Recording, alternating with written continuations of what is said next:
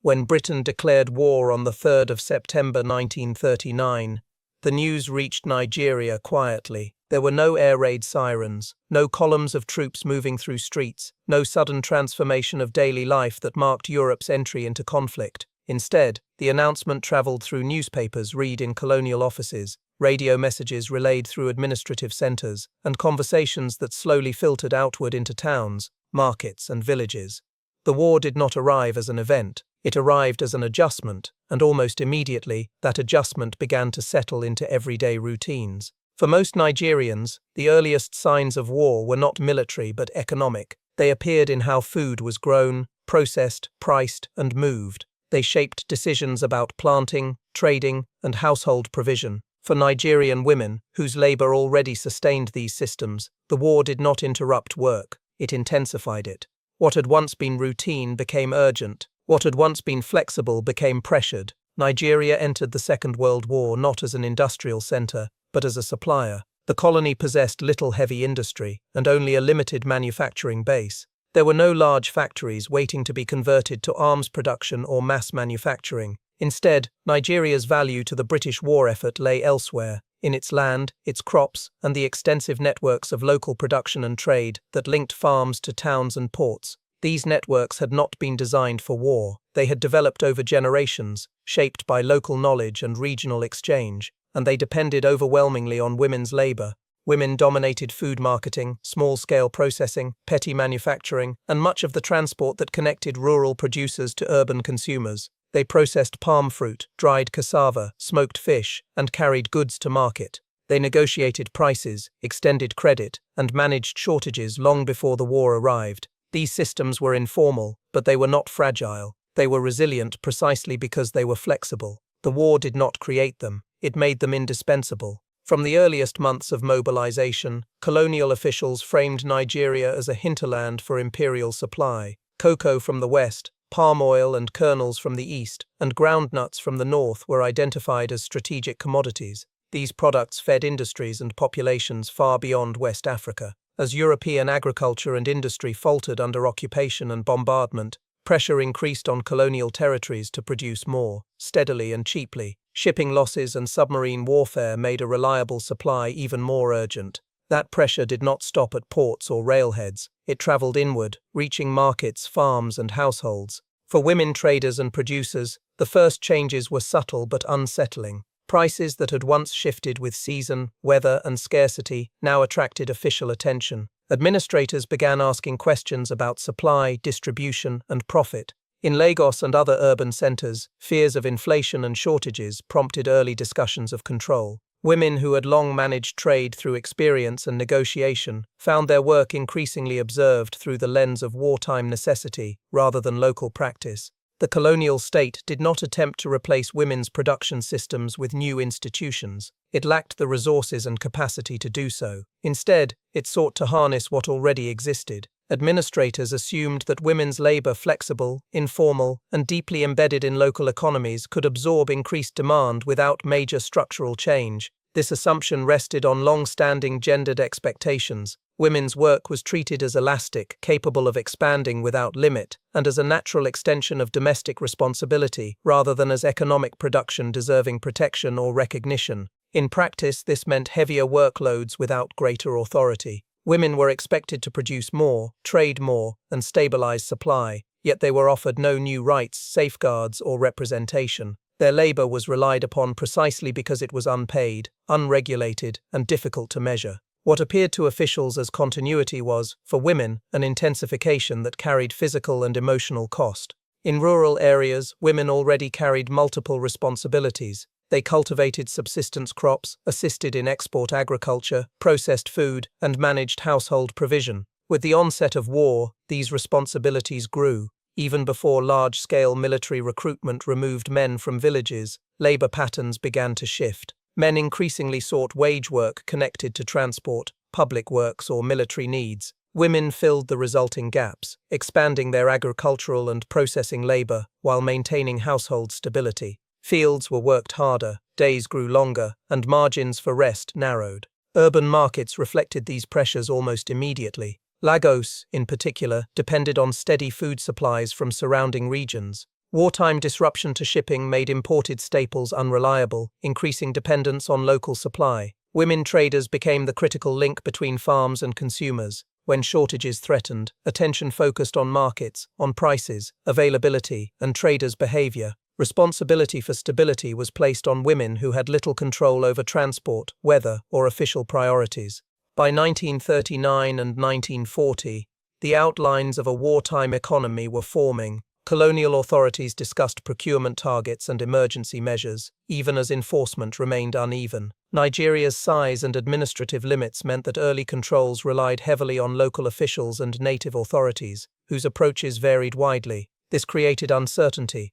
Rules existed on paper, but their application depended on location and interpretation. Women traders learned to read local conditions carefully, adjusting behavior to protect their livelihoods in an environment where clarity was rare. Crucially, women's labor was never formally recognized as wartime production. It remained classified as agricultural or domestic, even as it sustained imperial supply chains. There were no official categories for market women as war workers, no uniforms, and no public acknowledgement of their contributions. Their labor mattered precisely because it appeared ordinary, woven into daily life rather than marked by factories or formal employment. By the end of 1940, demand was rising faster than supply, and the colonial state was preparing stronger mechanisms of control. The language of regulation, fixed prices, official channels, obligations began to replace older patterns of negotiation. For women whose livelihoods depended on flexibility, this shift carried risk. The war had entered Nigeria quietly, but it was no longer distant. It had settled into fields and stalls, into daily calculations about how much to sell, how much to keep, and how far one could bend before breaking. As demand continued to rise and autonomy began to narrow, the central question changed. It was no longer a question of whether women's labor would sustain the wartime economy. It was how much strain that labor could absorb before the system itself began to falter. The earliest signs of wartime strain did not appear in empty warehouses or ration books. They surfaced earlier and more quietly, at the edge of cultivated land. It was there at the farm gate, in decisions about planting, harvesting, and sharing food, that the pressures of war first became visible. By 1940, Nigerian women stood at the center of a growing tension between sustaining households and feeding a colonial war economy, whose demands continued to expand. Across Nigeria's regions, women played essential but varied roles in agriculture. In many communities, men were formally associated with export crops, such as cocoa, groundnuts, and palm produce. At the same time, women cultivated subsistence foods, yams, cassava, maize, vegetables, and legumes that sustained daily life. These distinctions, however, hid a more complex reality. Women weeded fields, harvested crops, processed produce, and transported goods for both subsistence and export agriculture. Even where men were listed as producers in official records, women's labor underpinned output at every stage. As wartime demand intensified, this balance grew increasingly strained. Colonial authorities pressed for higher yields of export crops, viewing them as vital sources of revenue and materials for the empire. At the same time, disrupted imports and shipping losses made local food production more critical than ever. Women were expected to respond to both pressures at once, to increase production for export while ensuring that families, villages, and towns remained fed. The contradiction was built into the system. Time, land, and labor could not be expanded indefinitely. Labor reallocation deepened the challenge. From 1940 onward, men were drawn into military service, transport work, and urban employment tied to wartime logistics. The scale of recruitment varied by region, but the effect was widespread. In many rural areas, households lost adult male labor at precisely the moment when production demands were rising. Women absorbed these losses. They took on heavier workloads in farming, processing, and transport, often working longer hours with fewer resources. Fields that had once supported mixed cultivation were reorganized around priorities set far from the communities that worked them. In groundnut-producing areas of the north, women played a crucial role in planting, harvesting, and shelling, even though marketing systems credited male producers. The labor of shelling, repetitive, time-consuming, and physically demanding, fell almost entirely on women and children. Wartime demand increased the volume required, but methods remained unchanged. Output rose through effort rather than efficiency. In the palm-producing East, women dominated processing work. They gathered fruit, boiled it, pounded it, extracted oil, and dried kernels for storage and sale. Each stage demanded fuel, water, and sustained physical labor. Wartime priorities increased expectations without altering techniques. As demand grew, women extended their working days, often beginning before dawn and continuing late into the evening. The pace of production quickened, but the tools remained the same. The pressure to meet export quotas frequently collided with household needs.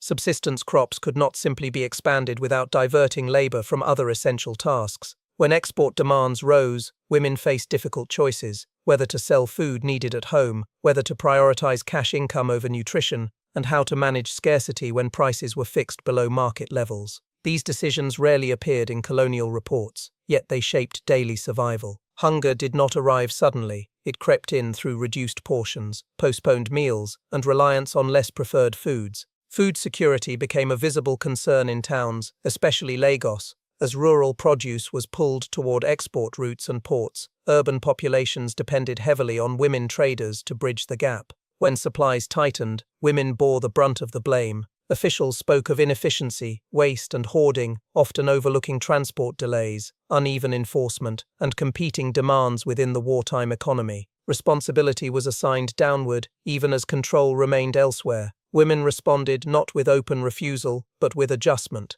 Cropping patterns were modified where possible, with greater emphasis on fast-growing or hardy foods. Cooperative labor groups pooled efforts during peak seasons, allowing fields to be worked despite labor shortages. Informal credit systems such as Ajo or Isusu helped households manage risk when cash was scarce and prices were unstable. The war did not create these practices, but they became more important as pressure mounted. These strategies did not eliminate hardship, they reduced it. They allowed families to endure conditions that steadily worsened, even as official policy offered little support. Women's labor absorbed shocks that the colonial system could not manage directly. Yet this absorption carried a cost. Fatigue accumulated, soil was worked harder, margins for recovery narrowed. By 1941 and 1942, controls tightened further. Produce was increasingly channeled through official routes, and the language of obligation entered rural life. Production was framed as a duty to the war effort. Farmers were urged to meet targets.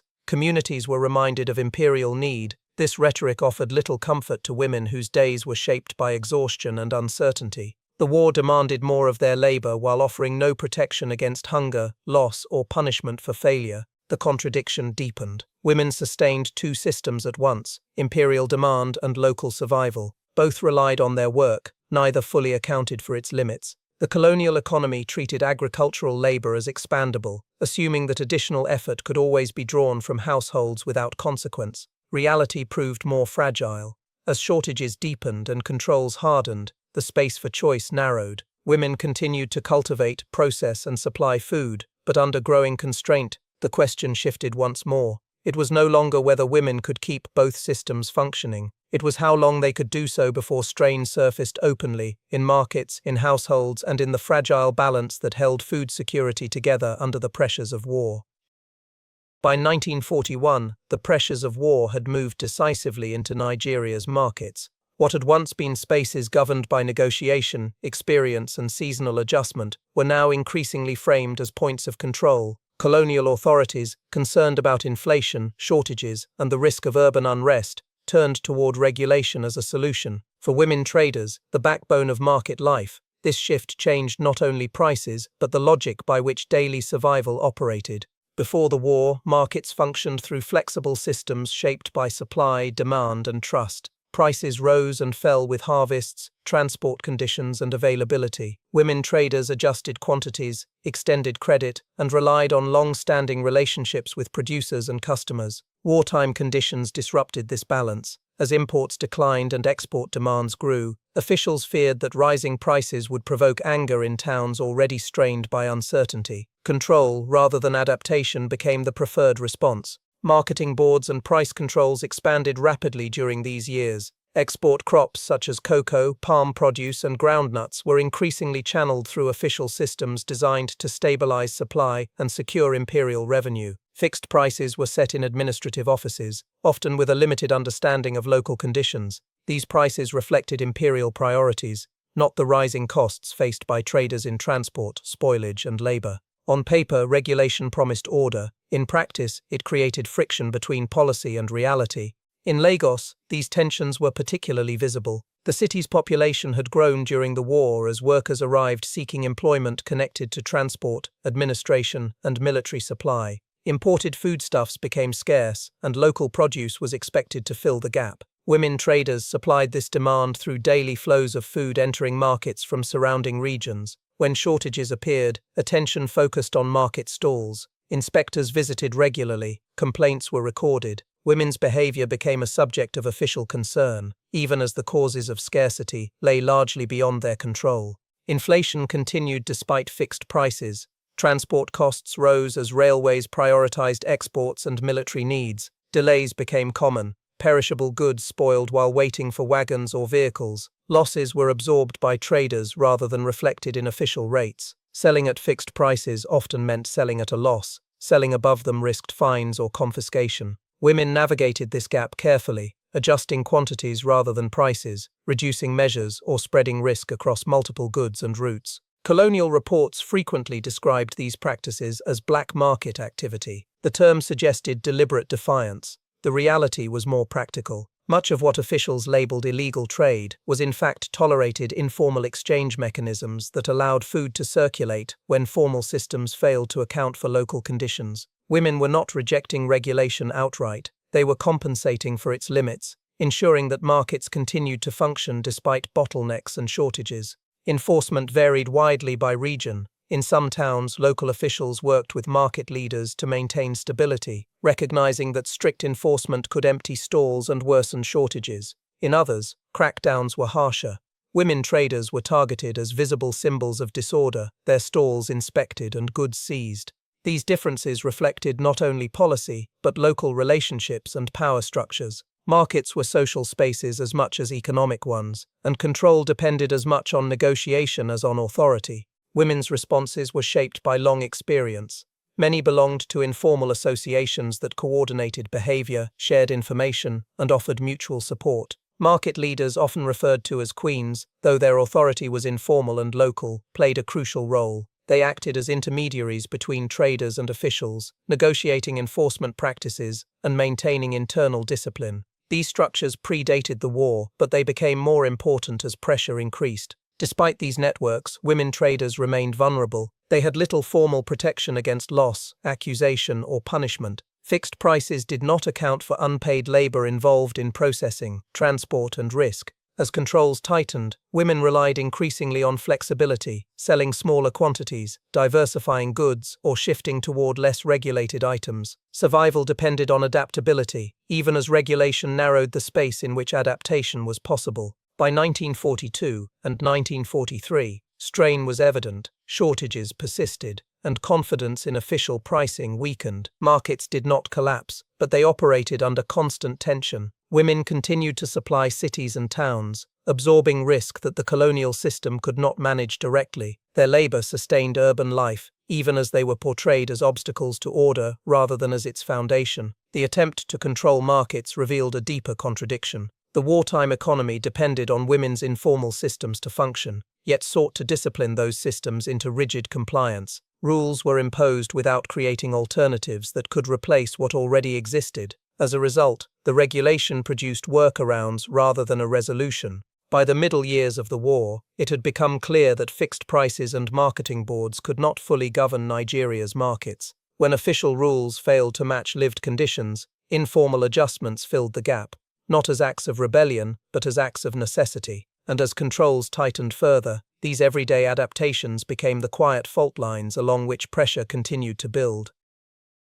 By the middle years of the war, Nigeria's contribution to the wartime economy depended not only on what was grown in fields, but on what could be processed, preserved, and made usable without factories. Shipping delays worsened as the conflict expanded, and imported goods became unreliable or disappeared altogether. Attention increasingly turned to forms of production that had long existed outside formal industry. Much of this work took place in courtyards, compounds, and small workshops. Almost all of it depended on women. Palm oil stood at the center of this effort. It was a critical commodity for food, soap, and industrial uses such as lubricants, and wartime demand rose steadily after 1941. In the eastern provinces, women dominated every stage of palm processing, Fruit was gathered from groves, carried to processing sites, boiled in large pots, pounded by hand, pressed, clarified, and stored. Each stage required fuel, water, strength, and time. The work followed rhythms shaped by experience rather than machinery. When demand increased, production did not become more efficient.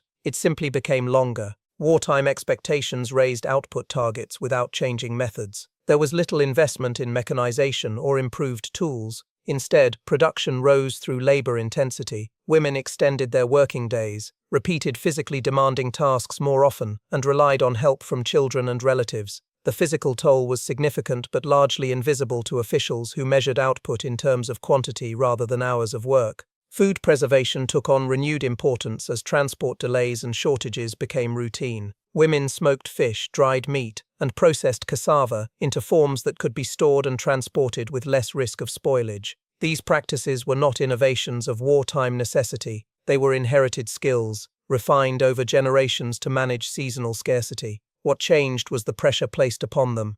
Preserved food is now supplied to urban markets struggling with unreliable deliveries and rationing pressures. Mistakes carried a higher cost, and losses from spoilage directly threatened household income. Cassava processing illustrates this strain clearly. Turning cassava into storable forms such as gari required peeling, grating, fermenting, pressing, and roasting, each step demanding time and fuel. Wartime shortages made fuel harder to obtain. Firewood collection became more time-consuming as nearby supplies were depleted. Women spent additional hours securing fuel before any processing could begin, stretching already long days even further. Textile and craft production also expanded under wartime conditions. Imported cloth became scarce and expensive as shipping space was reserved for military needs. Communities relied more heavily on locally produced textiles. Women spun cotton, dyed thread, and wove cloth within household settings. These activities were fitted around farming, trading, and domestic responsibilities rather than replacing them.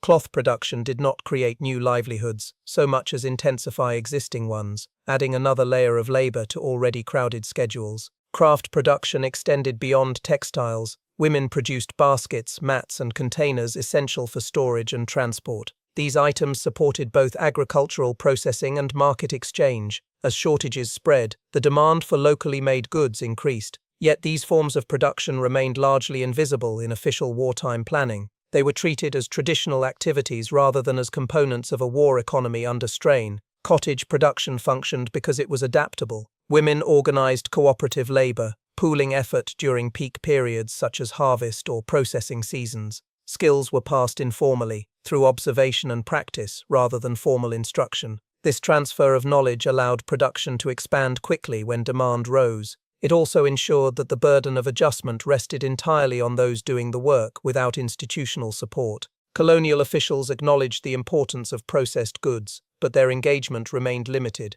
Reports recorded output figures and noted shortages, yet rarely addressed the conditions under which production took place. Fuel scarcity, for example, directly constrained processing work, but it was treated as a separate problem rather than as part of the production process itself. Women absorbed these constraints through longer hours and reduced rest. The time intensity of this labor remained largely unseen. A container of oil or preserved food represented many hours of preparation, often carried out alongside childcare, farming, and trading. Fixed prices did not reflect this effort.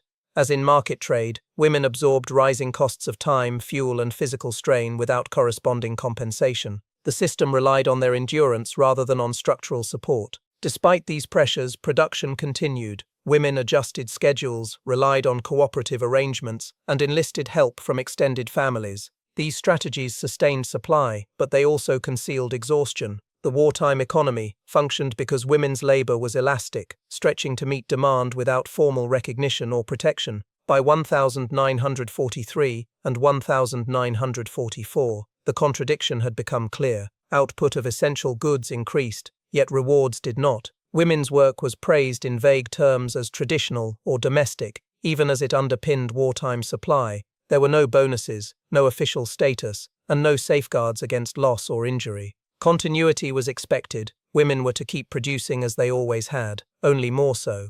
This reliance carried consequences. The cumulative strain of longer hours, scarcer fuel, and fixed returns narrowed the margin for adaptation. Fatigue accumulated. Resources thinned. Production rose, but resilience weakened. The system appeared stable on paper while resting on increasingly fragile foundations. As the war pressed on, another constraint grew harder to ignore. Goods existed in fields, in compounds, and in storage, prepared by hand through intensive labor. Whether they reached markets depended on transport systems already under severe strain, and it was along these routes, on roads, railways, and footpaths, that the next pressure point emerged. And 1942, Nigeria's wartime economy confronted a problem that production alone could not solve. Food was being grown, processed, and prepared in large quantities, yet shortages persisted in towns and cities. The gap lay in transport. Railways, roads, waterways, and informal routes determined what reached markets, when it arrived, and in what condition. As these systems strained under wartime priorities, women found themselves navigating not only scarcity but the limits of infrastructure itself. Rail transport stood at the center of colonial planning. Lines built to move export crops to ports were now expected to carry increased volumes under reduced capacity. Military needs and export shipments took priority. Wagons were scarce, schedules unreliable, and delays common. Perishable goods often spoiled while waiting at sidings or depots. These losses were rarely acknowledged by the system. They were absorbed by traders, most of them women, whose livelihoods depended on timely movement. Railway bottlenecks shaped the geography of scarcity. Communities located near rail lines fared better than those reliant on feeder roads or river transport. Interior regions experienced sharper shortages, even when production was adequate. Women traders adapted by favoring markets with better access, sometimes traveling longer distances to secure a more reliable supply. These journeys demanded time, money, and physical endurance, adding another layer of labor to already demanding work. Road networks offered only partial relief. Many routes were poorly maintained even before the war. Wartime shortages of fuel, tires, and spare parts further reduced vehicle availability. Where trucks did operate, costs rose sharply. Drivers demanded higher fees to cover fuel and repairs. These increases were rarely reflected in fixed prices, forcing traders to either absorb the costs or reduce the volume of goods moved. In response, women relied more heavily on short-distance trade and human transport. Head-loading and porterage became even more important. Women carried baskets of produce along footpaths and roads, bridging gaps left by failing infrastructure. In rural areas, they moved goods from farms to collection points. In towns, they redistributed supplies within crowded markets. This work was physically demanding and exposed women to risk, accidents, harassment, and seizure at checkpoints. Yet it remained largely unrecorded, treated as part of normal market activity rather than as wartime logistics. Water transport, where available, faced similar constraints. River traffic competed with military and export needs. Delays and congestion were common. Seasonal changes in water levels further complicated movement. Women adapted by combining routes, using waterways for part of the journey and roads or footpaths for the rest. These adjustments kept goods moving, but they increased costs and uncertainty. Urban scarcity sharpened tensions. Lagos, already under rationing pressure, experienced fluctuations that eroded public confidence. Markets alternated between brief abundance and sudden shortage. Queues lengthened. Prices rose despite controls. Officials spoke of inefficiency and disorder. Yet the underlying issue was capacity. Transport systems designed for peacetime trade were being asked to support a global war effort without significant expansion or investment. Regional differences became more pronounced. Coastal areas and rail-connected towns received supplies more regularly, while inland markets faced chronic shortfalls. Women responded by rerouting trade, favoring nodes with better access even when it meant abandoning established routes.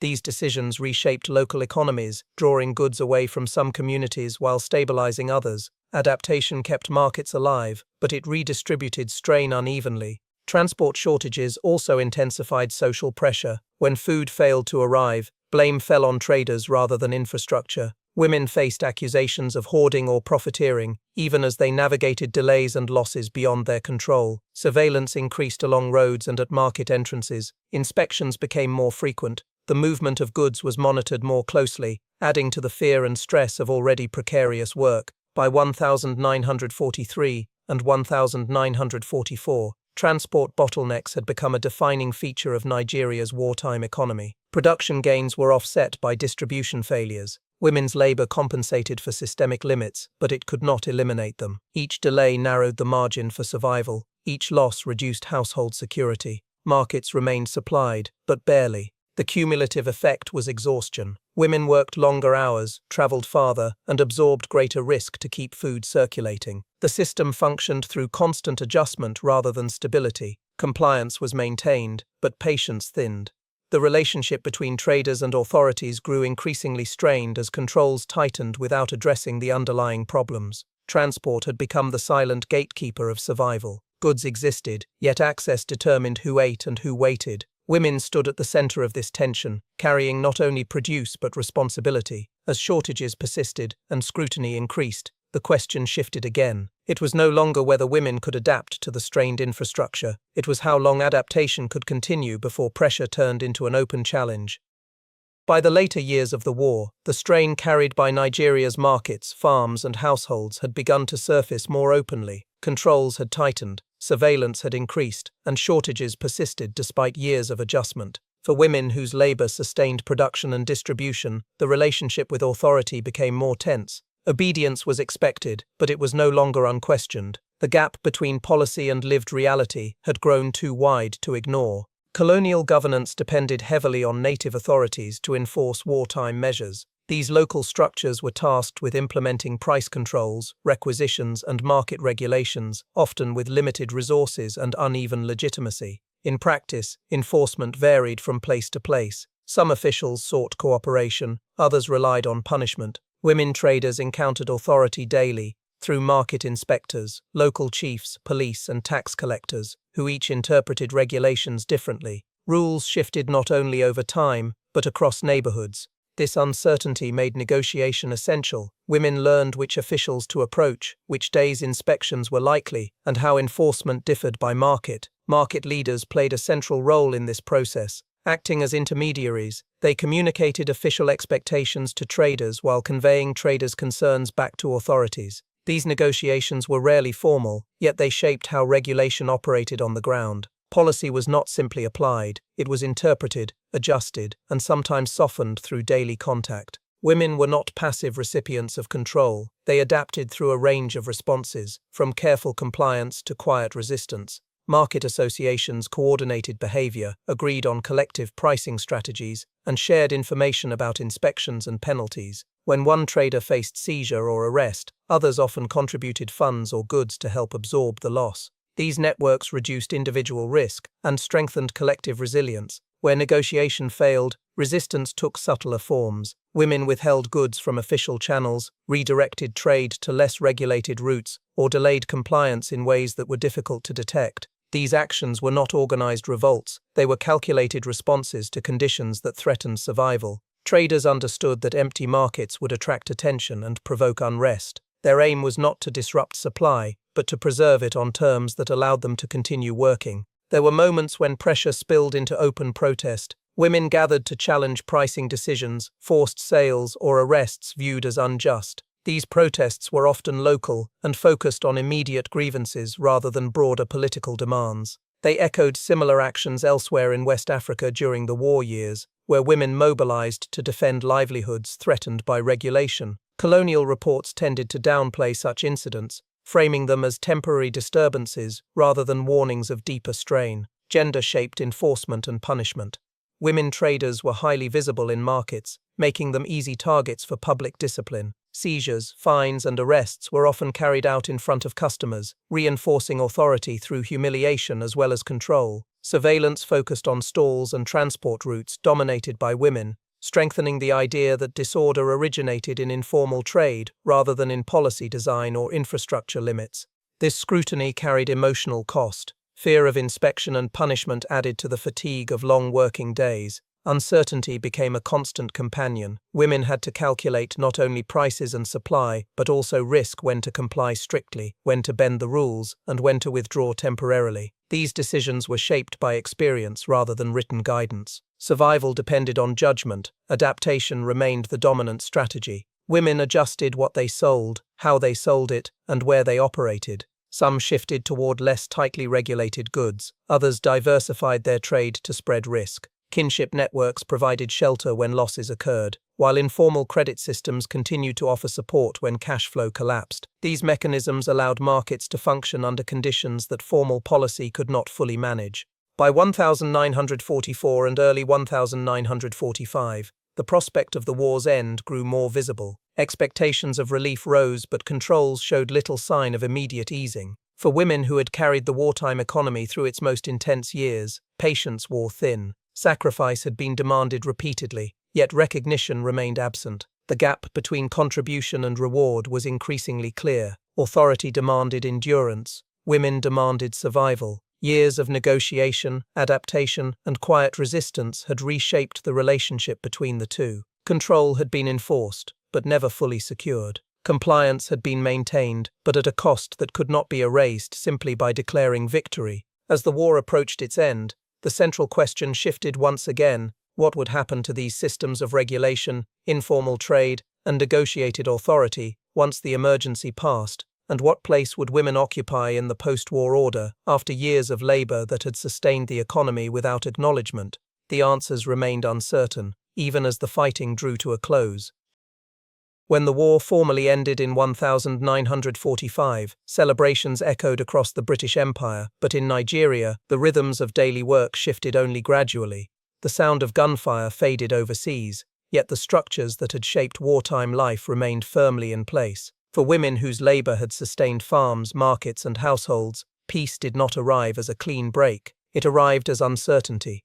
The demands of war eased slowly, while the habits of control lingered. Colonial authorities were reluctant to dismantle wartime systems quickly. Marketing boards remained active, price controls persisted, and transport priorities continued to favor exports and reconstruction needs elsewhere in the empire. Officials argued that sudden deregulation would risk inflation and disorder. Stability, they claimed, required caution. For women traders and producers, this meant that the burdens of wartime discipline extended into peacetime, even as the language of sacrifice lost its urgency. Economic fatigue was widespread. Years of intensified labor had stretched households to the limit. Tools were worn, savings depleted, and informal credit networks strained by repeated shocks. Women returned to fields and markets carrying the weight of accumulated exhaustion. Yet recovery was slow.